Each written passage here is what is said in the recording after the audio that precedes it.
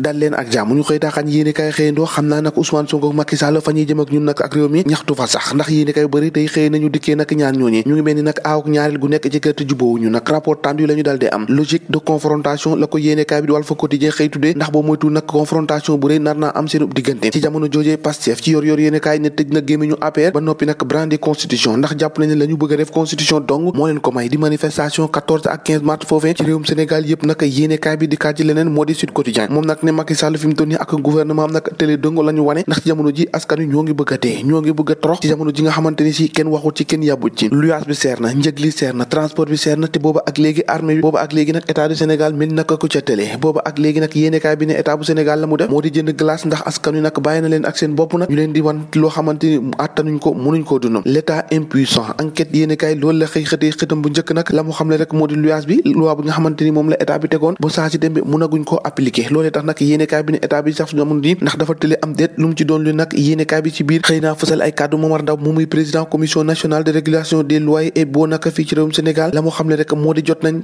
436 appel ci serveur bi loolee nag di firnde ne ñu bëri ñoo ngi ñaxtu ak seeni bailleur cay Sénégal jëfee fi loi moo jafe alerte yéenekaay naka mel ni kuy doole ci xar mi xaraw te naan naka préfet moom dal dinaay wàcc ba noppi lekkaat ko ndax manifestation boobu nga xamante ni opposition bi naroon nañ ko amal ñoom waaye Yewwi Askan Wi mujjantel gi nag mujjee nañ ko autorisé ndax loolee nag jàpp nañ ne lu mën a nekk na nag loolee tax nag ñu daal di koy opposé fi mu ne nii nag Yewwi Askan Wi mën nañoo def seen manifestation gannaaw nag ba ñu jotee ab autorisation boo xamante ni si wan lañ leen ko quotidien yéenekaay di kat ci question au président de la République Pastef se met en quatre le parti de Sonko estime que les milices nag dañuy menacer stabilité et la paix sociale moo tax nag si jamono ji ku nekk nag bokku da gis-gis sa morom Macky joxoñee ñële Ousmane Sonko joxoñee ñële si jamono jooju nag ku nekk nag am sa position bu baax l'extrême montée des tensions la ko yéenekaay bi tuddee même bu fekkente ni si doon na li nga xamante ni si dañ ko dal de autorisé vox populi ñetti fan yooyu xamante ni manifestation mun na am ndax mën ni dëkki tey ji suba ak convocation Ousmane Sonko war a jàkkaarloo diggante ak Mame Mbaye Niang yéenekaay bi ne nag boo moytuwul saa su ne nag affaire bi mun naa jolli l'observateur ne sur les parcelles de la peur ndax parcelle boobee nag la ñu war a amalee seen juga meeting boobee ñoom waaye Yewwi Askan Wi reportage bi ñu amal foofee ca ACAPES ak environ riverain ak commerçant yi ci jamono ji nee nañ dañoo tiit lool ndax mun na nekk am indi ab xajamoo boo xamante ni bu ñëwee ñoom dong ñoo ci yàqule ak révélation yi nga xamante ni réunion de sécurité bi dal nañ koy amal di ki démb riposte de la majorité au-delà du discours le cri de cœur de Pape Malick Ndour moo ngay artu nag ñi nga xamante ni ñooy ndaw républicains yi ñu gën a taxaw rek bañ ku yàq réew mi Guédiawaye Lat Diop nag ak ñi nga xamante ni moo di volontaire unité nañu di amal ay patrouille nangu rek ne duñu nangu rek kenn dal dee yàq li nga xamante ni si moo di seen réew mi de yéen politique yi da ngeen koo moomul sax na source a dikkaat naka ci tolluwaayu politique si jamono ji nag nga xamante ni nee na ñareet nag métti loolu dal day def Macky Sall di fecc Benno Bokk Yaakaar di tiire ci kaw Yewwi réplique bi nga xamante ni Yewwi indi na ko nag mu saf-sap diggante ñoom ñaar ñu ni naka di kujje ak opposition Les Échos yéenekaay xëy dikkaat ci méga meeting boobee nag ni ki tey ji la mu xamle rek moo di militants yi moom pare nañu Benno moo ngay alerté force de défense et de sécurité moom si jamono ji ñoo ngi ne taxaw codd naka di xaar ngir rek bañ a am benn loo xamante ni si mun na indi ay dérèglement wala sax ay manifestation loolee nag yéenekaay bi xëy fësalee Dakar sous un talaata de tous les dangers yéenekaay bi fi ñu doon ni naka daanaka nag ñëpp xel yi seen xel teewul ndax ay manifestation xamante ni saa su ne mën naa jóg te mu bañ a jóg bés bi le jour naka duppee ko ni 72 chrono ndax yéenekaay bi ne ñetti fan yi nekk lu ne mën naa xew ci réew mi ak manifestation Yewwi mardi ak mercredi ak le 16 bi nga xamante ni moom la Ousmane Sonko war a wuyu ji lu ni mel naka moo tax imam ak ulema ñoo ngay woote nag ab dal ak jàmm na ndax Sénégal nag jàmm dong moo fi xaj wax ci tàggat yaram naka ba noppi naka wax ci président Macky Sall jëf ji nga xamante ni defal na ko gaynde yi nee na leen naka ko def lu rëy am lu rëy moo tax dal na leen ni ki démb sa palais ba naka teeru leen tatagal leen ba noppi nag jox leen ku nekk fukki million nga yóbbu ca kër loolee nag mu ngi tukkee gannaaw ndam bu rëy bi nga xamante ni am nañ ko foofee ca Égypte jël coupe d'Afrique bi nga xamante ni ñi amagul ñaar fukki at ñoo ko doon jongante foofee ca Égypte muy dëggit ku def lu rëy am lu rëy Gaynde Njaay Mbara wàcc ñoo ko déggandoo jaageen jëf ba ëllëg